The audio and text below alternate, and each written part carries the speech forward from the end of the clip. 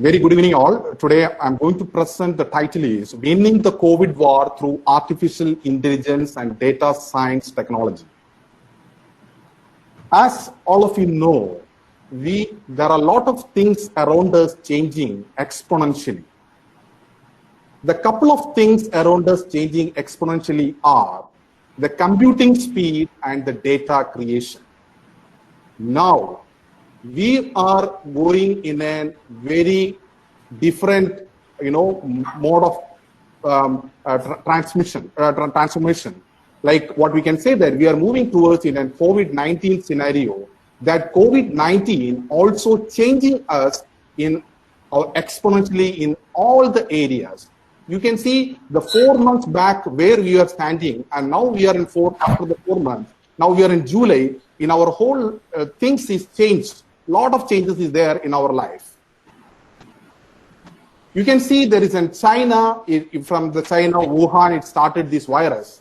The later it's reflected over Kerala or in India, in each and every sectors, especially in the stock prices, the news, and everywhere that exponentially that change is happening. So each and every industry, so when you want to do a successful business, you want to adopt that changes, that exponential changes. If you are not adapting, that you cannot expect the success. I just want to share one real example. Do you remember 10 years back, we were taking a Kodak camera to take a pictures. With 36 films is there in 36 pictures, we can take it in one film. What we'll do is we will use in a Kodak camera, we will put it in the film, we will take a picture. After that, we will take it out that film and we have to go to the studio and watch it. Just want to ask you one simple question. Now, where is this Kodak stands? Another one simple example I want to share with you guys. See, there is around 7 or 8 years back, the mobile technology is introduced. Where we know only the company called Nokia. We use the phone Nokia 1100 or 3310 like this. Now, where is this Nokia?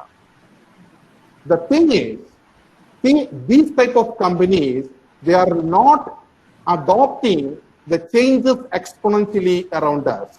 That is the reason these companies are no more. Now we can see, now we are in the 20th century. There is no Kodak camera. Instead of that, we were using from the Kodak from 0.01 megapixel camera clarity, or the picture clarity was there in that time. After that, now we were using 20 megapixel and 30 megapixels mobile phone. The digital camera technology is integrated into the mobile technology. So we can use in a mobile, through the mobile we can take the pictures. That is the way the drastic change in an exponential change in the digital world. So the same thing happening in Nokia. The Nokia, there is after that, you can see there is a Samsung introduced in the mobile market. There is a Huawei introduced in the mobile market, and iPhone introduced into the market. Lot of change happening. All these changes happening because of the computing speed and the huge data creations. You remember around 10 years back, there is a floppy drive. If you want to copy a data, we were using 1.44 MB a floppy drive for storing a data. Now, after that, we started using, there is an external hard floppy flash drive. You know the flash drive with the 2 GB, 1 GB like this. After we started using for hard disk, external hard disk. With now we are using for a 3 terabyte or a petabyte of storage. That means nowadays we were storing the huge amount of data in the cloud. So each and every sector, we need to adopt the changes, whatever happening in the computing speed as well as this data creation part. But now you see the last 4 months, each and everything is changed. The COVID-19 scenario is also changing as exponential manner. In his presentation, I just want to communicate with you with some basic information about artificial intelligence with data science technology with the funda concepts. From there, I will move to how this artificial intelligence and data science concept used in COVID-19 scenario. See, the 2 decades back, you can see this picture. This is a supercomputer we were started using by Intel. It's a product of Intel commission in 1997. The cost of this computer is 55 million US dollars. And the speed of this computer is 1.3 teraflops. You see the size of this computer. It's a very huge size. It's required a lot of space to keep, and you can see, and also it's very expensive. And the speed is 1.3 teraflops. Now, you see 1 decade back, now our children are playing using this device. I hope you may be knowing this device, PlayStations. The Sony PS3 or a PS4, in 2006 onwards, it's introduced into the market by the product of Sony, and the price is only 499 US dollars. And it's a twice of the speed of the, what you can say that the ASCII computers. It's a 2.1 teraflops. You can see that means the size, if you compare with the ASCII, the previous one, the size of this ASCII Red and the Sony PS3, it's having a huge capacity of processing we can do a lot of processing we can do within a short span of time. And also the size is very low, less size, and the cost is also very less. That is the way the digital transformation is happening. And you see the lot of operations. Children are playing with the very complicated animated games by using this device. A lot of data transmission is there by using this device. Now, where we are moving, when we adding a data into the computational power, it's a create a digital revolution. That means the data is having a huge role in the digital revolution. We know all our data is there in the Google, and where anybody can track us nowadays, because that much data is there in the cloud. But when you talk about this digital transformation, there will be a lot of accelerating innovation is there. For example, just want to take a simple example. There is an Uber. We are using a mobile app called the Uber app. That is an artificial intelligence application. I can say that around 3 years or 4 years back, this Uber app introduced here in the market, in the app store. We all started using this Uber. And after introducing this Uber, there is a lot of, when you introduce this app, Uber app, lot of data is required for developing these applications. These applications, Uber applications, it accelerates, there are innovation, huge innovation is happening, because the thing is, after introducing this Uber, the people common people like us also started installing this Uber application, and we started using the taxi services.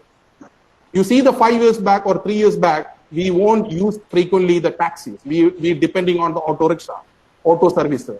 Now we can use, instead of using the auto rickshaw, the people started using this Uber app. Through the Uber, we can, with the same price, we can utilize the service.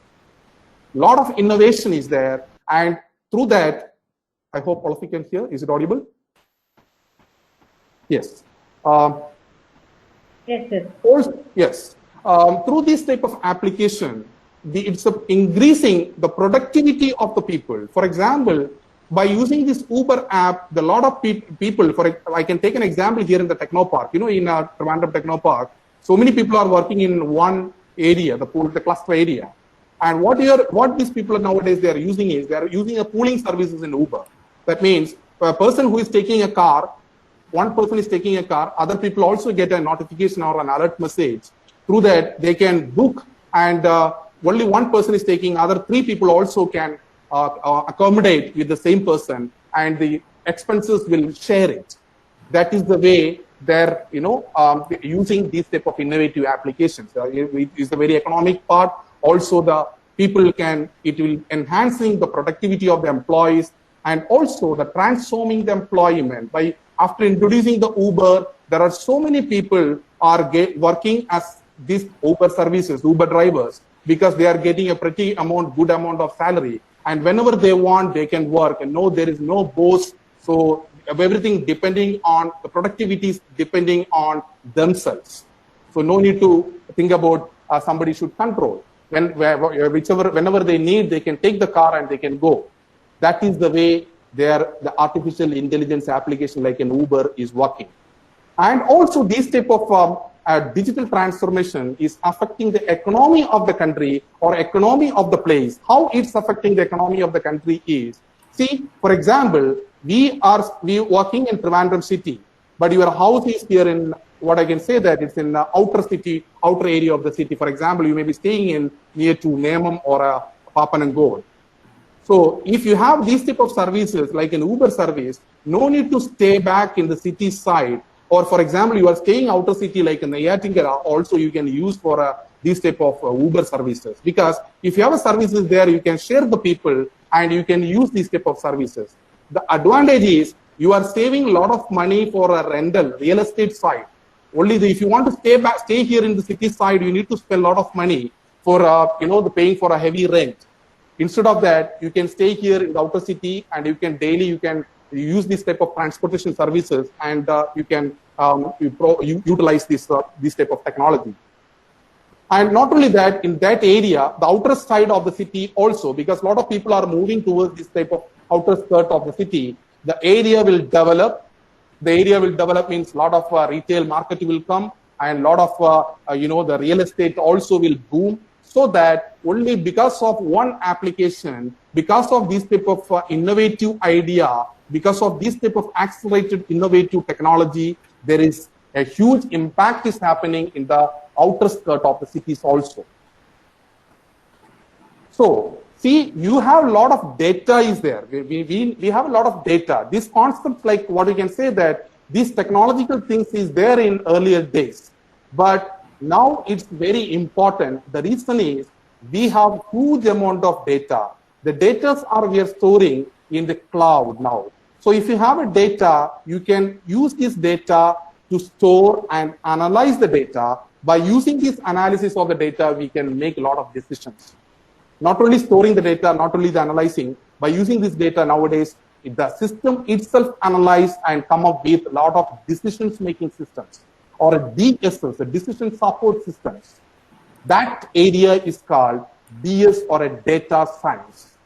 I can say that as a computer science academic person, now the next era for a next years, for a 5 or a 10 years, it is the data science and artificial intelligence is very, very important. The people like the common people also should know these terms, then only they can survive in this, the digital world.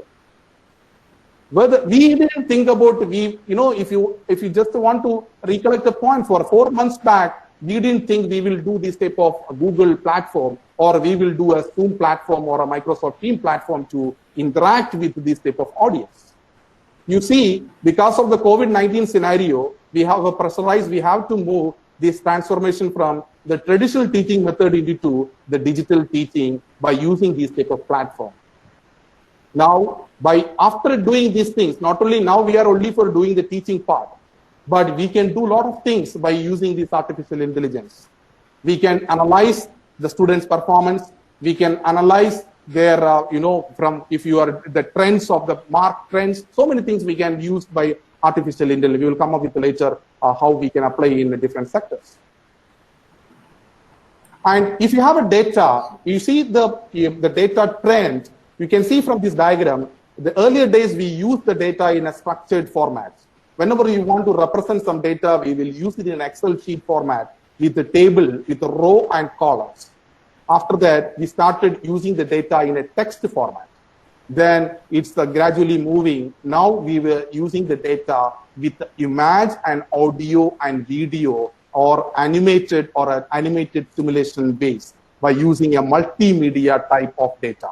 That is the way you see the data from 2009 to 2017, how the data is happening, the data front is happening. Nowadays, we are storing huge amount of pictures, huge amount of audios, videos, multimedia, images, animations, everything we are keeping in our mobile. You see, with our small device. That is the way that in the data friend, the data storage or a data science, the importance. And a data science means it's a combination of three things. It's a combination of you as a person, if you want to say that you are a data scientist, you should have a basic knowledge about some programming, and you should have some knowledge about mathematics and statistics. Because when you want to do some analysis, you need to know some mathematics and especially the statistical approaches. In nowadays, we are using SPSS for research. You may be, some of the researchers you may be knowing, we are using for data analytics side with SPSS in R, those type of software we are using for analysis. Here also in the data science, we are depending on this software. We can analyze the data. If you analyze the data, we want to present this data in an effective and efficient manner. So how we'll present it, you need to have a very good communication skills. So as a data science consists of three areas, you need to have a programming knowledge, you need to have a mathematical and statistic basic knowledge, plus you need to have a very good communication. Because if you, whatever you know, if you are able to communicate to the audience, then only it will reach. So the total, we can say that it's a data science. There are three different types of data science.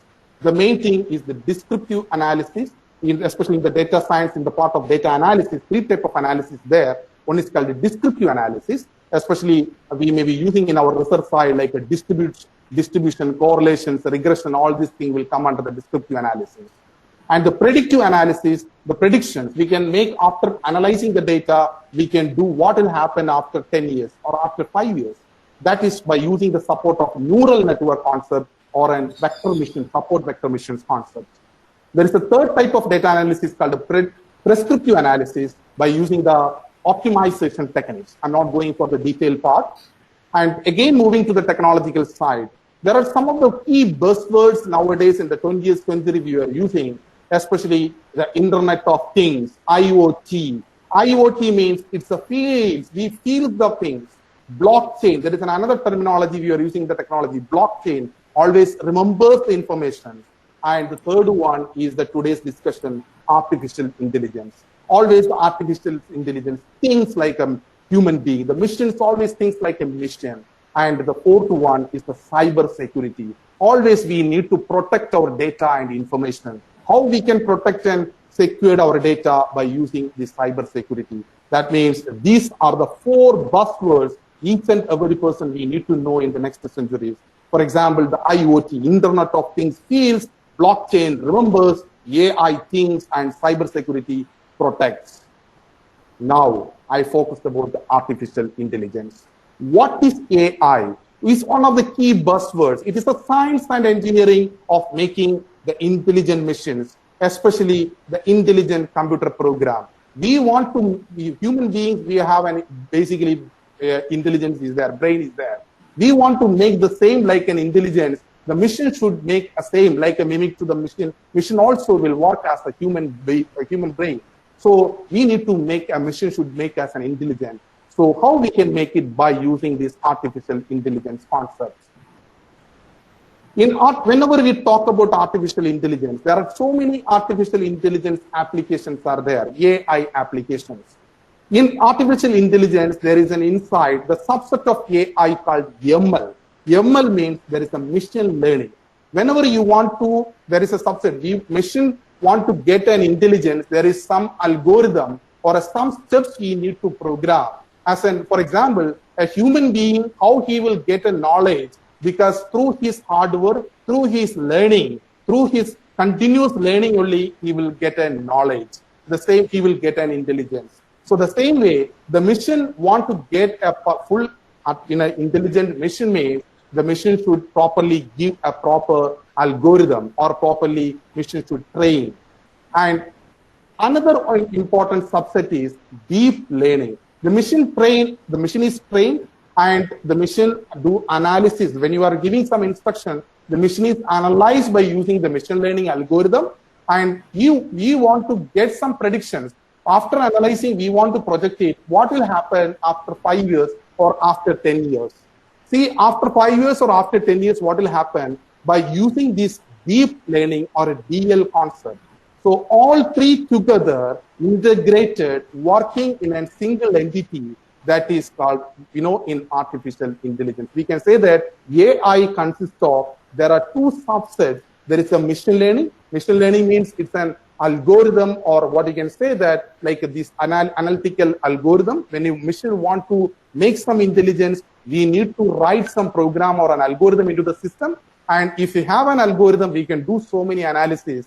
And you want to go in a deep way, like a human brain, we can do some like a neural network. Our neurons are working perfect. The same way the computer also can work. The computer also can, you may be knowing in Saudi Arabia, there is introduced there is a robot called Sophia. It's a feeling, feels also there. The robots or a machine is also feeling like a crying things. It will cry after getting the feelings. That is the way the deep learning concept is there. It will go in a deep way to approach. All together, we can say that it's an artificial intelligence, AI. When we are talking about AI, I just want to give, these are the common two learning techniques using for the machines. So if you know these two learning techniques only, we can apply these techniques into the artificial intelligence applications. The first learning method is called supervised learning. I can just explain with a very simple example. You can see this picture. There is a teacher and there is a small boy or a student. The teacher is teaching a small boy. See these pictures. You can see there is a dog and there is a cat. And the teacher will instruct the student. See, there is a tall image is called a dog and there is a small size image is called a cat. That is the way the teacher is giving instruction to the small boy. So whenever you see the teacher, whenever the student sees this small image, immediately the student will say that it's a cat. Whenever the boy sees that it's a large image, the size of the picture is large, immediately the boy will give the answer, it's a dog. But you see, when you see this image, what will say the student? Immediately the student will say that it's a dog. But it's not a dog, it's a fox. The reason is, the student is only giving, because the student's getting the instruction from the teacher, always the input from the teacher. The teacher, whatever instructions is given to the student, accordingly the student will react it. The same way, there is a mission, whatever we are giving the input, and after that, you are training that input, what you are giving the input, and you will train that algorithm depending on that input, then the computer or a machine will give the result according to your input. That is called supervised learning. So always the supervised learning depending on your instructions. For example, you are giving an instruction, the size of the image or what you can say that the weight of the image or the size, these are the two factors in your table, and you are putting in an algorithmic format. The machine will analyze this table and it will give the proper result. But if there is another attribute come or another image comes, sometimes the machine will give a wrong answer because this input is not trained or not practiced. So this type of learning is called supervised learning. In artificial intelligence, all the machines are working with these type of learning algorithms. So this is supervised learning. That means whenever a new input is introduced, automatically the algorithm should be, the model should be refreshed or revised. Then only you will get the apt answer. And the second category of learning method is called unsupervised learning. You can see this picture. There is no teacher. You know that when you are in school days, there is a Mowgli is staying in the forest. See, the Mowgli identified all the animals in the forest. How he will identify all the animals? He didn't learn anything from the teacher. There is no teacher in the forest.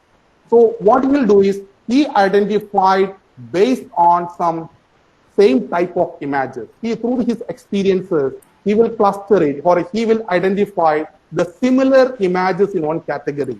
For example, you see there are some similar images he identified depending on the size of the image or depending on the face of the image. The Mowgli is identified with the face, the similarity of the face of the image and the size.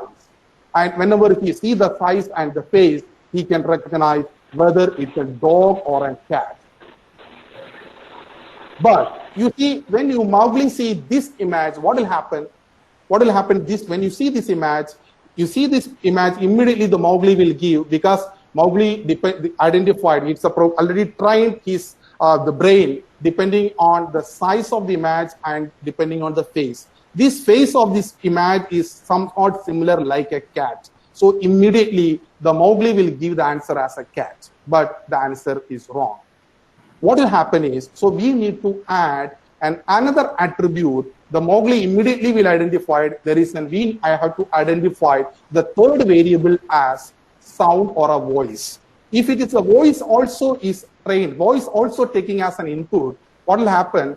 Immediately the Mowgli can recognize with the three-dimensional attributes. It will analyze, the size is okay, there is the face of the images is okay, and also the third attribute is introduced, that means the voice of that picture, the sound of the picture. Immediately what will happen? The Mowgli will give the answer as it is a dog. That is called unsupervised learning. Here what happening is the instructions is not based on input, or the teacher giving the instructions not based on the previous input. Here the instructions based on the similarity of the images. That is called unsupervised learning. In all the artificial intelligence applications, these two are the basic things, basic learning methods. This is the way the machines will give the training. So we need to train these machines by giving some input in a different format, and give that by using an algorithm or by using the machine language, we can give the training and the machine will train accordingly. After that, the machine will give the proper output. Now, in United States, the 80% of the CEOs thinks the artificial intelligence significantly changed the way they do the business in the next 5 years. So in each and every business, artificial intelligence is going to take a role. So we need to know the basics of AI.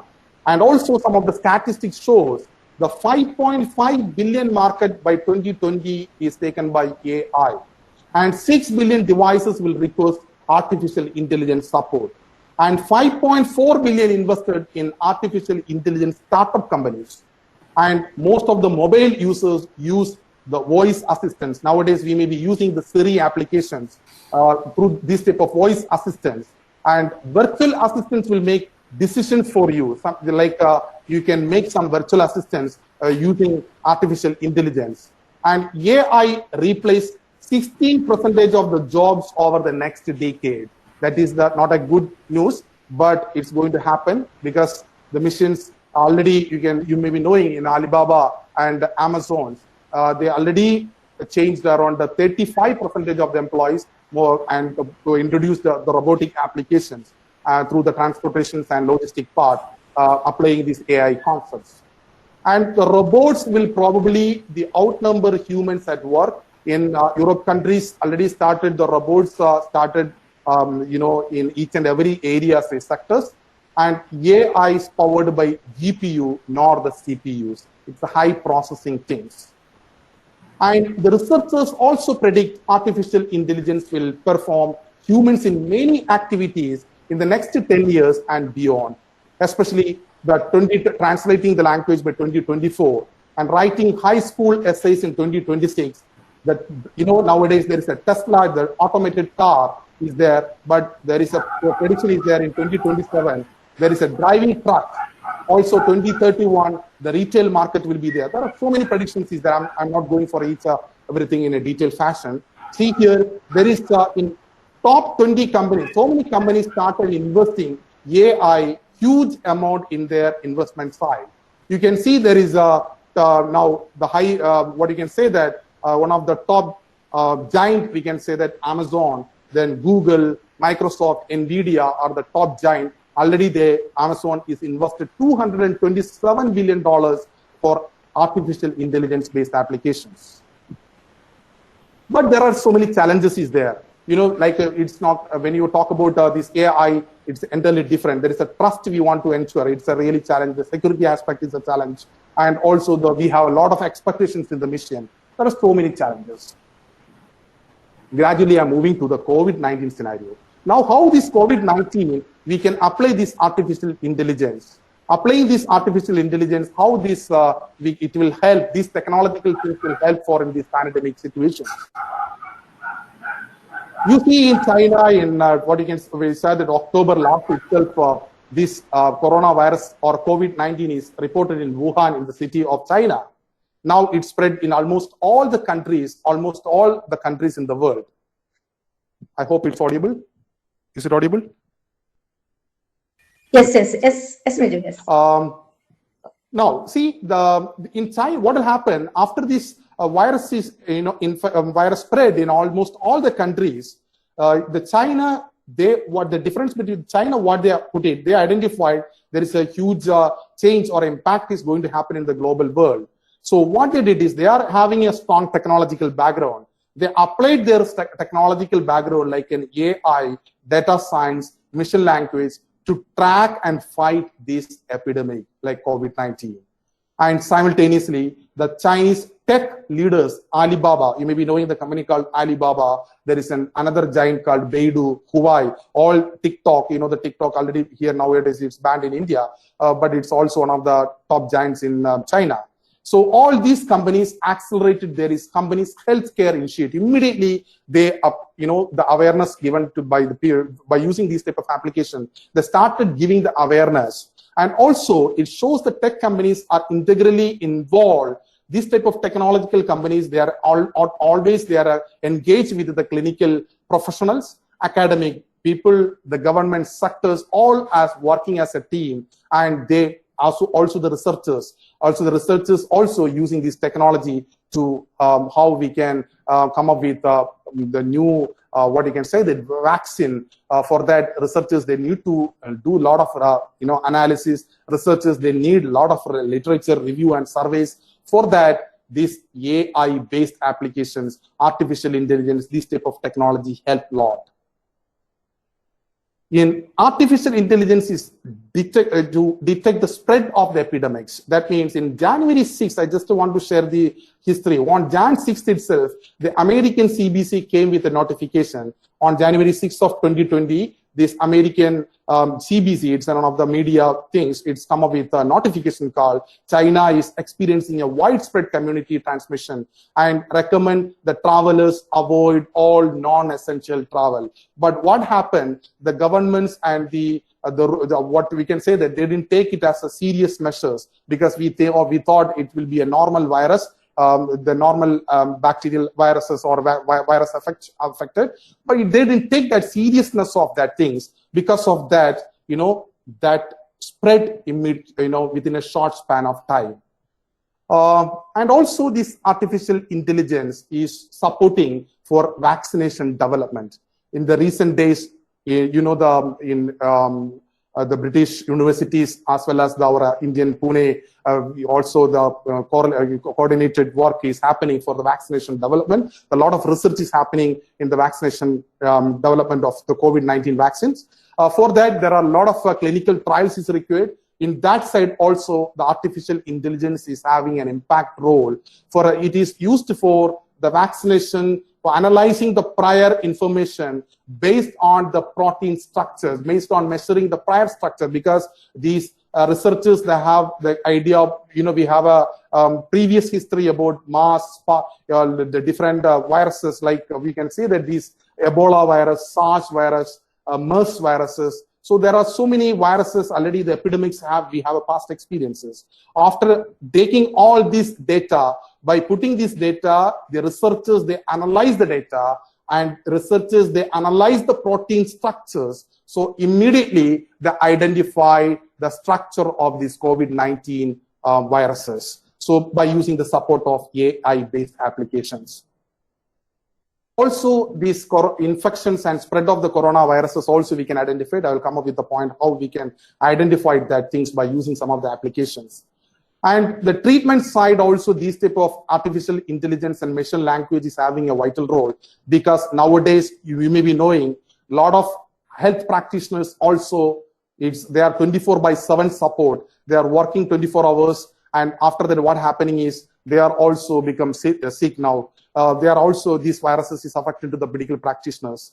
So by using these artificial intelligence AI-based applications that will support the medical practitioners, we will come up with that point, how it will supporting this type of applications in the medical practitioners.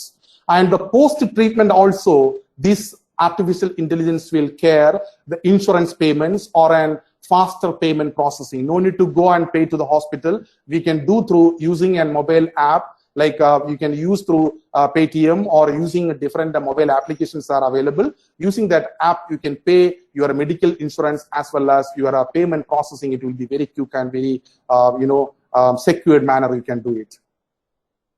And also the AI help for the regulators and government agency to collect data and processing this information, because in each and every day the government, especially in our Kerala Chief Minister is evening coming for the press conference. Before that, he have to collect, he have to take analysis the data. All those things are doing by the support of these type of intelligence systems.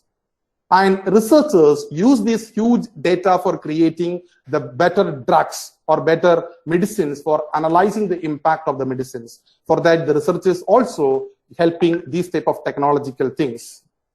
And the people also, especially the patients or people, can use this type of medical transcription systems that will be self-diagnosing system. There are so many mobile applications are available, especially COVID-19 supporting mobile apps also there. If you are installing that Arogya app, same like an Arogya app, if you install it, it will be track your symptoms, and it will analyze your symptoms, and the system itself will predict what type of symptom, if you have the positive COVID or negative COVID like this. So that is the way this, the AI is supporting in the COVID-19 scenarios.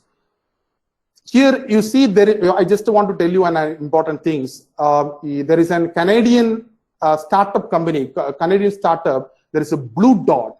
There is a Blue Dot company. What happened? December 30th of 2019 itself. This Blue Dot is an artificial intelligence application development company. That company analyzed a lot of countries' information data, informations, as well as there are a lot of animals information, plus the traveling history of the international travelers. After taking all this data and integrated and analyzed, and the system, the artificial intelligence system predict there is some bad things is going to happen. So we have to give an alert to the WHO, World Health Organizations, and it give a public warning.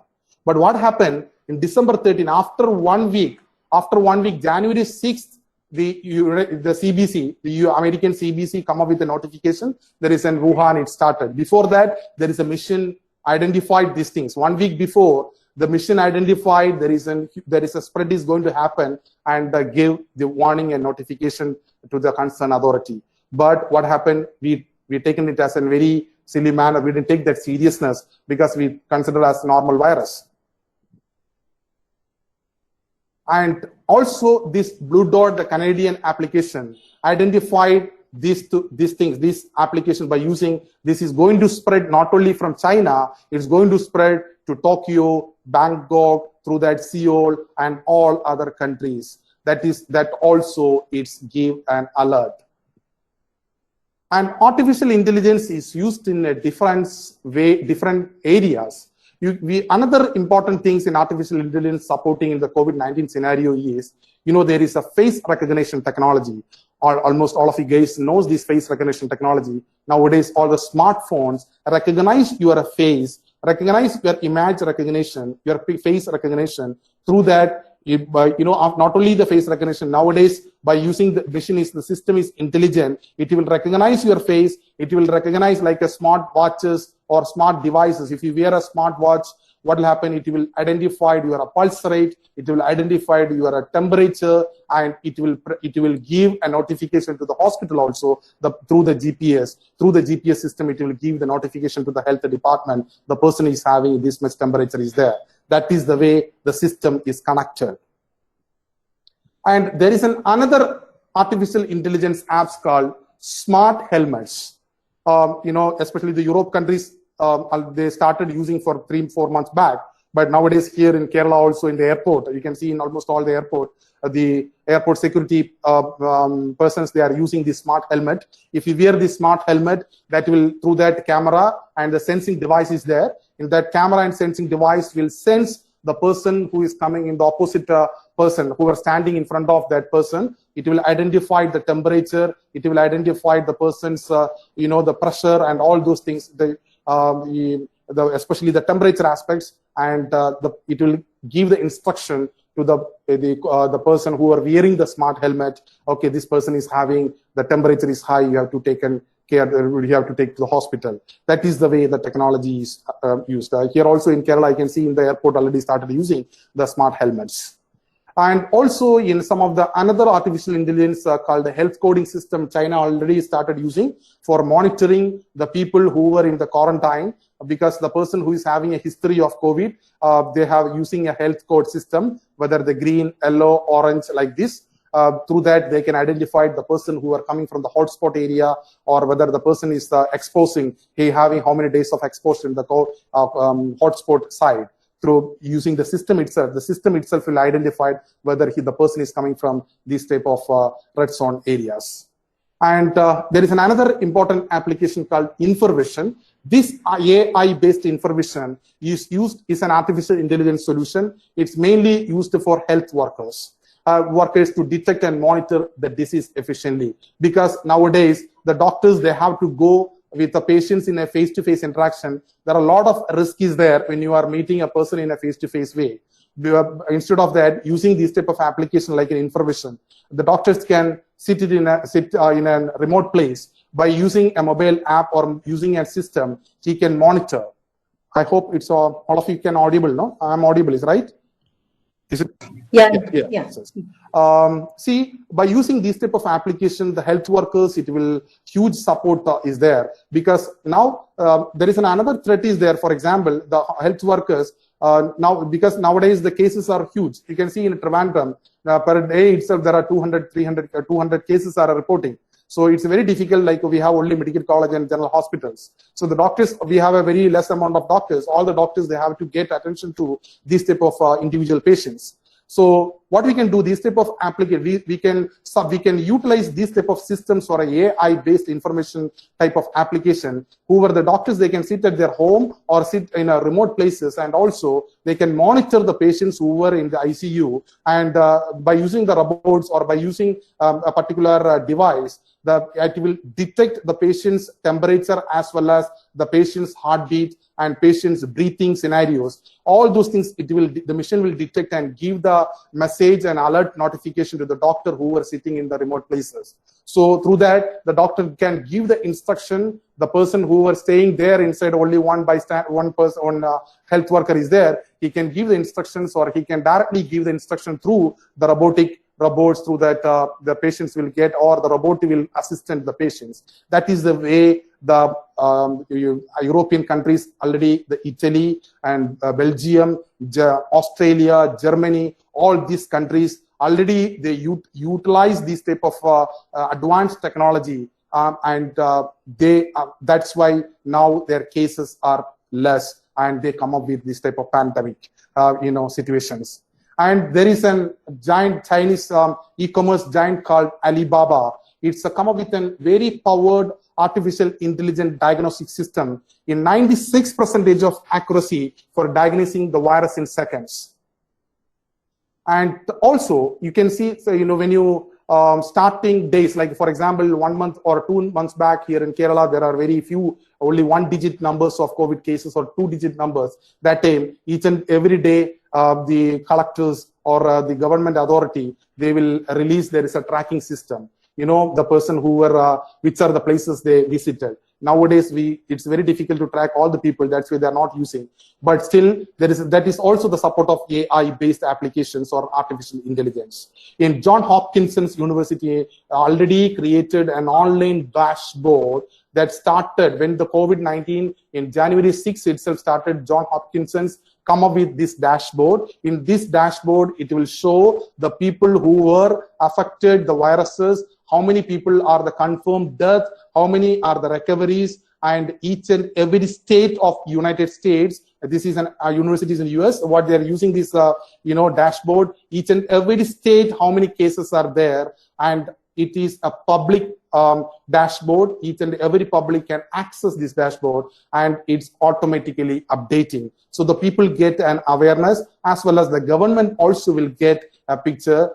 Not only this type of intelligence systems, and what you can say that when I was talking to my friend in Philadelphia, he was telling in that state, by using this John Hopkinson's University's interactive map, by supporting this map, supporting the system will predict how many cases will happen in August 20th. If this projection, if this trend is happening, what will happen in August 20th in Philadelphia? These many cases. For example, there are 2,500 cases are projecting in August 2020 like this. That is the way the system is giving the instruction. The system is trained. In that way, the system will predict. For that, artificial intelligence is having a huge impact. And also, there is a Singapore-based company, Veritas. It's developed a small device. It's like a portable detection kit. Nowadays, in almost all the labs, they are using this type of small device with supporting of sensors that will easily, you can diagnose this. After giving this, easily you can diagnose the person is having a COVID-19 or not. And by using the artificial intelligence, we have to talk about the robots. The robot is having a huge impact.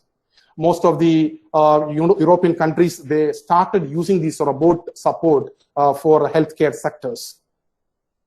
In robots, they are using for identify the suspicious virus, especially the COVID-19 virus. And you can see there is this is an UVD robots. By using these UVD robots in Belgium, they introduced this robot to use ultraviolet light to kill the bacteria and the viruses. When a person is there in the hospital, in an ICU or a COVID-19 ward, we need to do some, we have to each and every day, there is what you can say that sterilization or automatically you need to do the sterilization process. For that, you have to do this supporting by using these type of devices like a Blue Ocean Robotics, supporting UVD robot, like UVD lights. It will emit the UVD light, and by emitting the light, all the viruses, it will kill. So there is no need for any human cleaning staff, supporting staff. You have to send only this robot. The robot will go to the hospital and it will kill all the viruses. Already the Belgium and Germany also started using this type of devices. And also you can see this robot to the rescue process. Sometimes the patient may be in a rural area, or the doctors also want to give, like for example, if the doctors, they want to send the medicine to a particular ward, no need to go to the face-to-face interaction. You can take the support of the robot, you can send this medicine, and the robot will carry this medicine and give this medicine to the COVID-19 patients. That is the way the robots is supporting to the healthcare sectors and healthcare patients. Instead of, you can see these are the, and also there is another important thing is the drones. The drone is having, nowadays it's a very common in almost all the areas. Here in Kerala also, in the Department of Police started using, but still we have to come up with a lot of development is required in, we have to come up with a lot of upcoming things is required in this drone delivery. But why we can use this type of drone technology for supporting these healthcare professionals also. For example, by using these drones, we can identify, especially when the person is in the quarantine. The person is the quarantine, there is a quarantine portfolio we have to follow. But we know there are so many people are not following the quarantine things. People are going out, the people are not wearing the mask, they are not maintaining the social distancing, and the police always have to go back. And nowadays, the police also getting these type of diseases. It's a highly risk. So instead of that, what you can do is we can support this type of AI-based devices like drones. The drones will, what you can say that it will identify, you can send this drone to the particular containment zone, the drone will identify the people who were not, wearing the mask. Immediately, it will go to the persons near and take a picture, and it will send it to the corresponding authority. Immediately, you will get the fine, and it will come. The receipt will come to your home.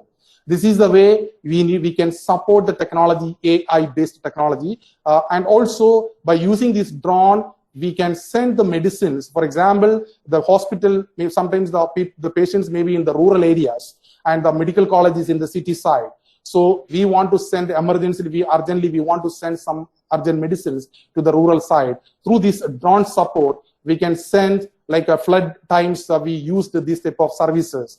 The same way nowadays also the healthcare professionals, we can use these type of services by using the AI-based systems. By using the AI, we can send the medicines, we can send the food. Sometimes the people are not, like some of the triple lockdown areas, the people are still facing the lack of foods. So if want to send some of the food items or the medicines, all those things we can send through these drones. Through that, and also we can monitor the people, whether are they following the COVID-19, all the criteria, like whether are they following the social distancing, or are they wearing the mask and all. No need to go and face-to-face detection mechanisms. Instead of that, we can use these type of AI-based supporting things.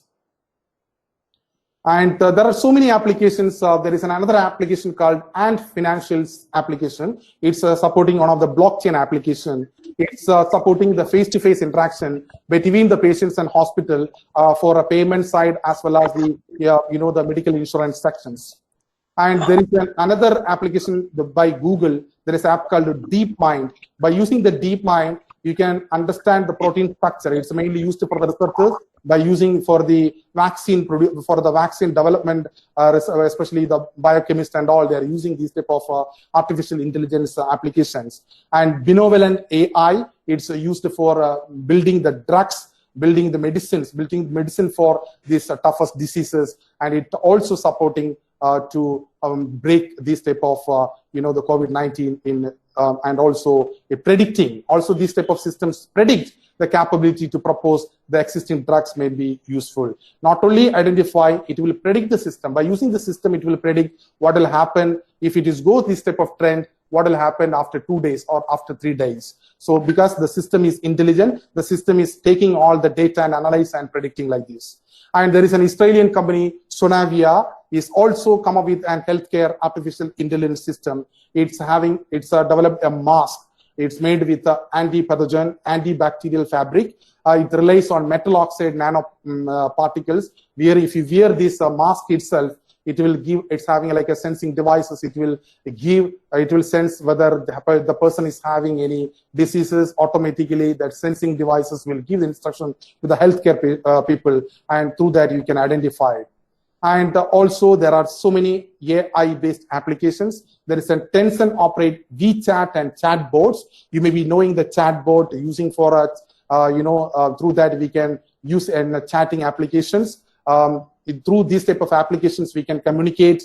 We can communicate to all the people, especially the traveling people. We can update the latest travel procedure and disruptions, which are the area now it's safe to travel, and which countries we can have red zones, which countries are very dangerous to travel. All those things we can identify by using these WeChat and chatbot applications.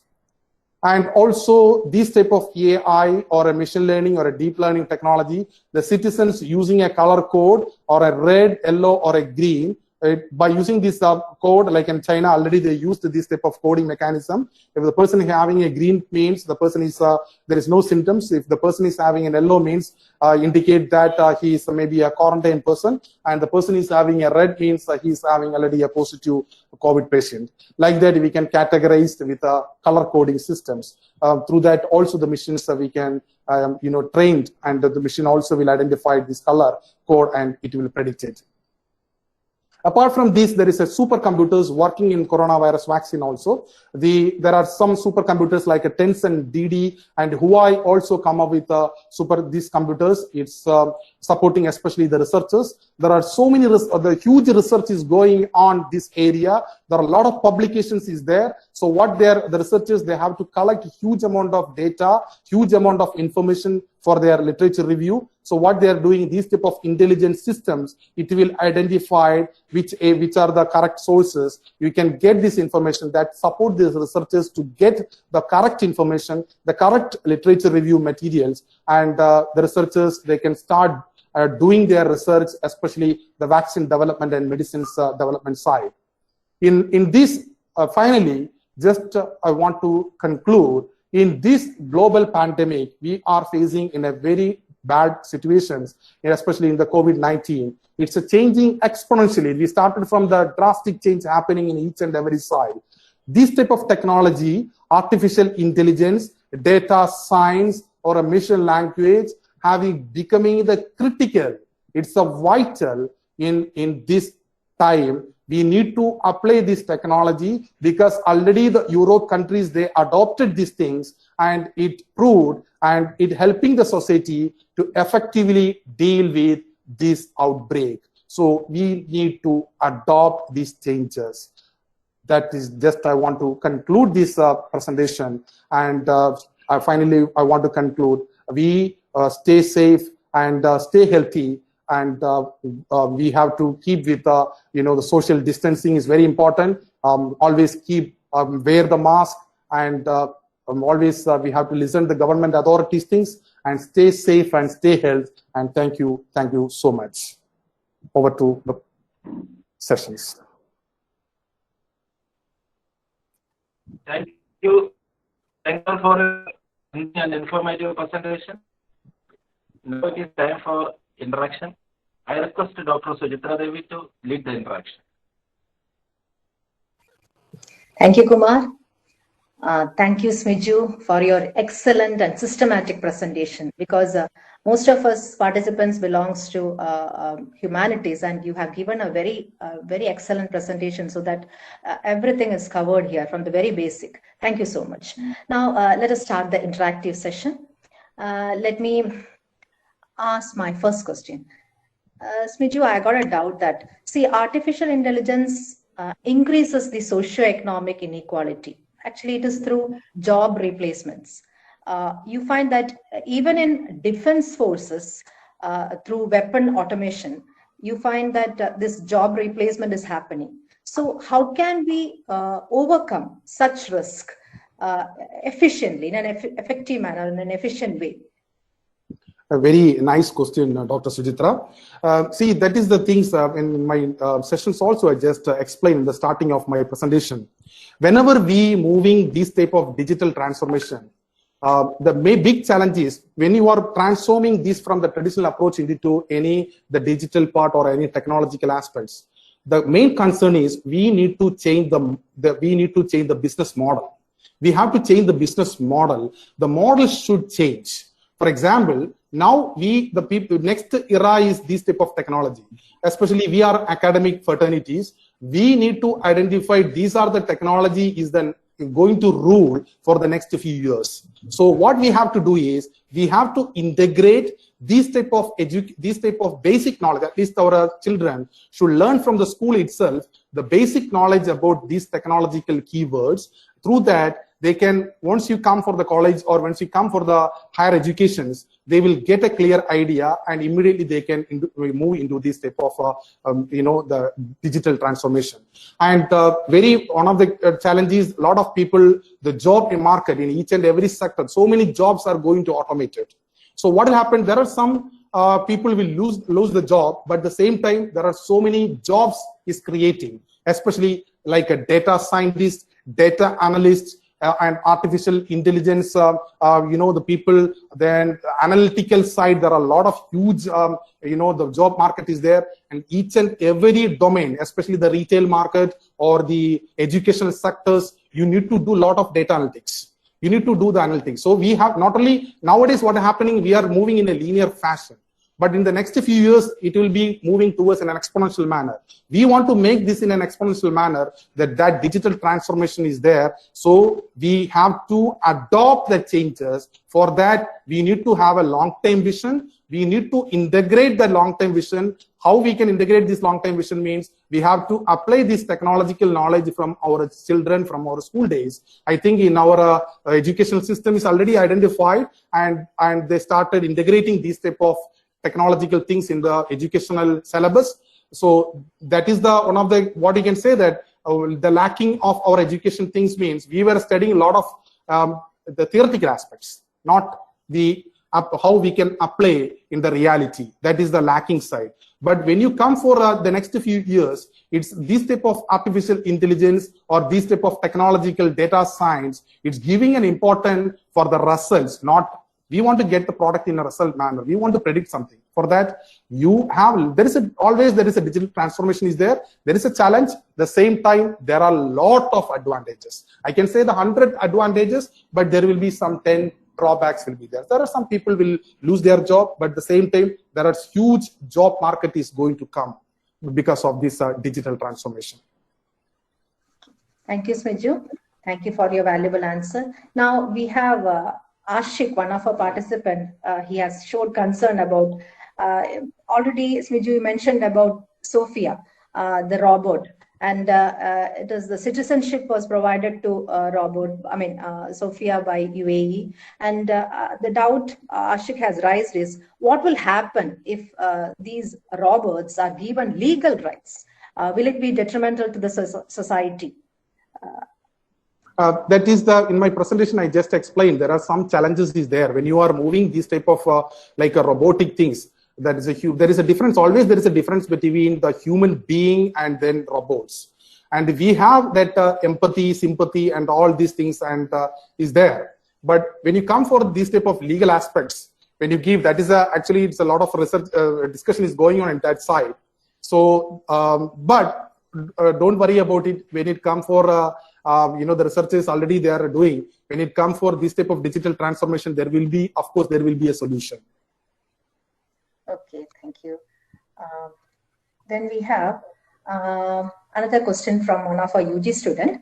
How can artificial intelligence help in reducing digital divide in the present scenario, as everything goes with means work from home process and all, online classes, shopping, and everything. So how can this reduce digital divide? That's a concern. One more thing, Smiju, can you just stop that presentation? Share. Yeah, that's for sure. Thank you. Yes. Okay. See, the digital divide is right. I just want to give a simple example. When 5 years back, I was thinking about my mother.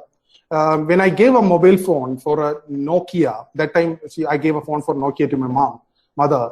She told, I don't want to use this mobile. I don't know how to use this mobile. And I'm not comfortable with this type of phone. I can use only for the land phone like this. But now, when I come after that, now after 5 years, I can see now my mother is started using this tab and the smart device, a smartphone, to watch the serials, the Asianet serial program, the news, everything. She started using this mobile phone or using her tab. That is the way the digital transformation is happening.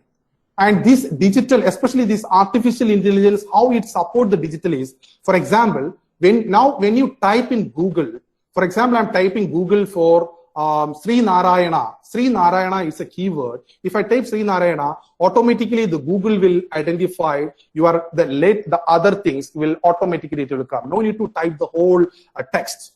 It will automatically, the Google will identify the Sri Narayana Engineering College or Sri Narayana institutions. So that is the way, how it happening is, the machine is already trained, and through that, the machine is identified these things and automatically it will show this. This is by support of AI. Another important thing is, nowadays the people started using Amazon, Amazon things. When you want to book something in an online platform, once you log in Amazon and you search for a shoe or you search for a pen or a particular book, you see after 3 days or 4 days, You log in your Facebook, or you log in your Twitter or an Instagram, automatically there will be right side, you can see there is a notification with all these types. These are the latest arrival of the shoes, or these are the latest arrival of the latest books, because the system is identified, because the system is already an intelligent system is there.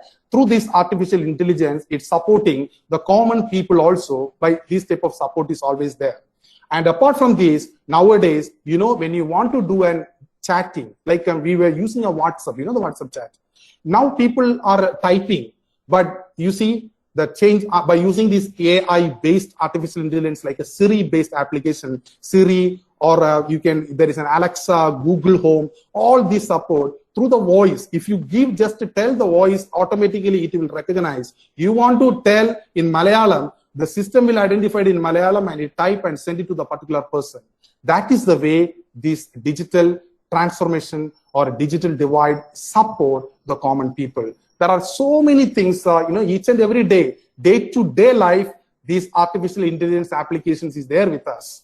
But we don't know, because with these things only we are moving towards. Nowadays, our data, everything is there in Google. And if you give some information, automating, for example, you are giving for a particular new account, when you give automatically all other instructions, information they are getting from the cloud. How? Because the information is there and stored, and the system is analyzed, and system is intelligent machine will give this all this information. That is the way AI support the common people. Thank you, Smiju.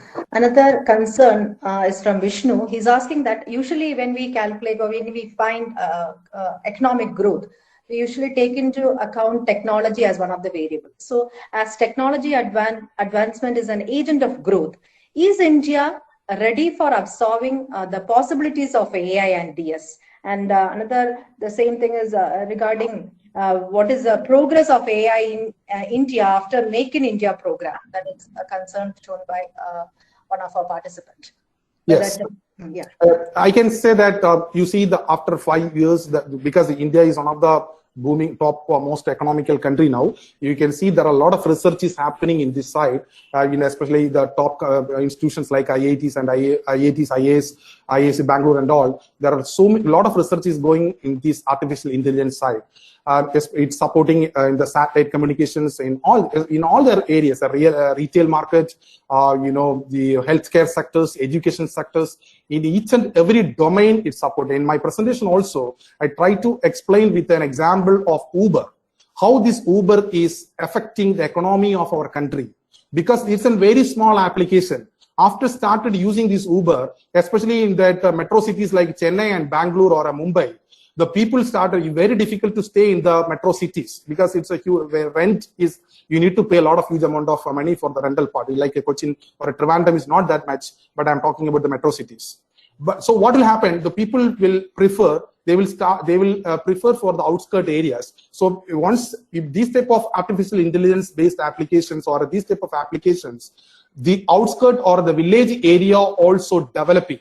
Because through this, a lot of people will come and stay here, and here there is a lot of retail market will come. Through that, there will be buildings, real estate will boom. Through that, the economy will boom. So that is the way the country's growth will happen, supporting this type of small AI-based applications. And India is having a very huge market, especially now you can see there is healthcare sectors, or the defense already started using these drones and robotics. Already we have a very intelligent robotics, intelligent drones. They're already using for a DRDO and all. The defense started using these type of things, but still there are a lot of things we need to go forward, because the Europe countries already far from, because especially in the COVID-19 scenario, we have to adopt these changes. Yes. Thank you, Smiju. Another thing, Anamika has raised a question. Do you think new technology is a threat to culture of a society? Is there a psychological change in the attitude of people due to this? She is concerned about the psychological change in the attitude of people, whether this particular new technology, that is AI, is going to be a threat to the culture or not. See, there is a two part of this question. See, the technology, whenever you implement a technology, there is a question. For example, in educational sectors nowadays, we are facing challenges because we moving from the traditional teaching to the digital platform. The students always depending on these type of, always, for example, 8 hours or 4 hours, they are sitting in front of the small smart devices like a mobile phone or an laptop. It will, and also they are always, if you 4 months back, we always tell our children don't use the mobile phone. Now we cannot say that because the education is inside the mobile phone. Education is our college and school is inside these smart devices. So that is the way the change is there. But there is what you can say that always I want to say that whenever any change is there, we need to adopt the change. We need to adopt the change and we need to go ahead with that the innovations. Then only we can say that then we can reach in a particular goal. So no problem. The cultural issues always there, but we have to adopt these changes. Accordingly, we need to make those changes in the cultural aspect as well as and all these human behavioral activities. The thing is, we need to engage the people. Now the problem is because of this COVID-19 scenario, most of the people we are sitting at home, and the children also sitting at home. So we need to apply some new model for that, how we can engaging the children, how we can engage the students through these type of AI-based system. That is the things just want to tell you. Thank you, Smiju. You are true in that part because we have to create opportunity from this current situation itself. Yeah. Now, the last question. See, is it safe in this era of, the participant is concerned about security because the hackers and all, we are passing on all these kind of information, biometric information and all. Won't there be a security issue because when we share these personal details, is concerned about that, about the safety? Yes, in my presentation also I mentioned there is a, one of the another technological aspects is there is a cyber security. A lot of research is going on in that area, and also there is a big data, because big data analytics is also one of the latest technological trends, because we have a huge amount of data is there in the cloud now. Now we are providing the security in the cloud storage. So that is the real challenge, because the hackers always there. But as an users, we need to ensure that our data is safe and secure. So we have to provide a particular security measures, provide each and everything we have to use in a password protections. Then the data will be safe. And these type of AI-based applications, they have already their concerns about this cyber attack, the cyber threats. So after that only they will introduce this application to the market. So there is not that much threat in the cyber security things in the AI-based applications. So it's not a big concern. Thank you, Smiju, for your valuable answers. And as we have come to the end of the interactive session, over to you, Kumar. Thank you, Sujitra. Thank you, sir, for your clear-cut answer. To conclude, I request Dr. Sujitra Devi to deliver a vote of thanks. Thank you.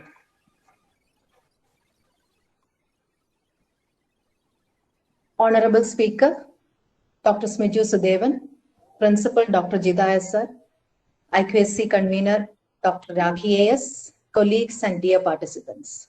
Good evening to all. The best and beautiful things in the world cannot be seen or even touched. They must be felt by heart.